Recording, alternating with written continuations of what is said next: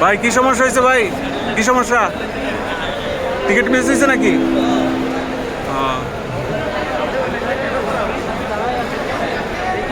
ভাই সৌদি আরবের এরা সবার টিকিট দেখেন, কতজনের ভিসা শেষ, কতজনের টিকিটের ম্যাচ শেষ।